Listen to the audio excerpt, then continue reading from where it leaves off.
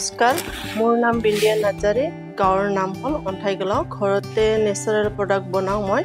আৰু মই এচিজিটো মই সংযোগ আছো গোটেইখিনি মই ঘৰতে এইবিলাক প্ৰডাক্টখিনি মই বনাওঁ আগতে মই 4টা ফ্লেভাৰৰ সাবুন বনাইছিলো আৰু পিছত মোৰ প্ৰডাক্টটো বাঢ়ি গ'ল এছমলে মোক সহায় কৰিলে আৰু সহায় কৰি পেলাই মোৰ ঘৰটো চলিলে এইবিলাক প্ৰডাক্ট গোটেইখিনি এছমৰ পৰা মই লোন লৈলো আৰু লোন লৈ পেলাই মোৰো বহুত সুবিধা হৈছে মই বাহিৰত ষ্টল দিবলৈ মই যাওঁ আৰু প্ৰডাক্ট বিক্ৰী কৰোঁ প্ৰডাক্ট বিক্ৰী কৰি মই যিখিনি পইচা পাওঁ এইবিলাক পইচা প্ৰডাক্ট বনোৱাত মোৰ সহায় হয় মোৰ ঘৰখনো চলে বেছি কাম হলে মই ষ্টল বসাব হলে মোৰ বাহিৰত যাব হলে মোৰ প্ৰডাক্টটো বনাব হলে মই 4জন 5জন কৰি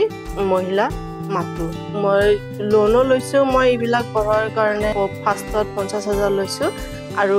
সেকেন্ড বাৰত আৰু 50,000 ললো পিছত 2 লাখ কৰি ললো এইবিলাক গোটেইখিনি প্ৰডাক্ট মই বঢ়ালো তাৰ পিছত মোৰ দিল্লীটো মোক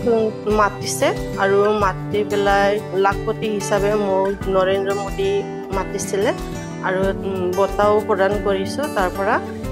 বহু সৰস মেলাত মই গৈছো ষ্টল বসাবলৈ তাতো মই বঁটা লাভ কৰি আহিছিলো তাৰ পিছত মই জাগা ষ্টল বসাবলৈ যাওঁ আৰু মোৰ সহায় হয় ৰিপিট কাস্টমাৰ আহে মোৰ ঘৰত আৰু মই বাহিপস কৰি পঠাই দিওঁ ইমান সুবিধা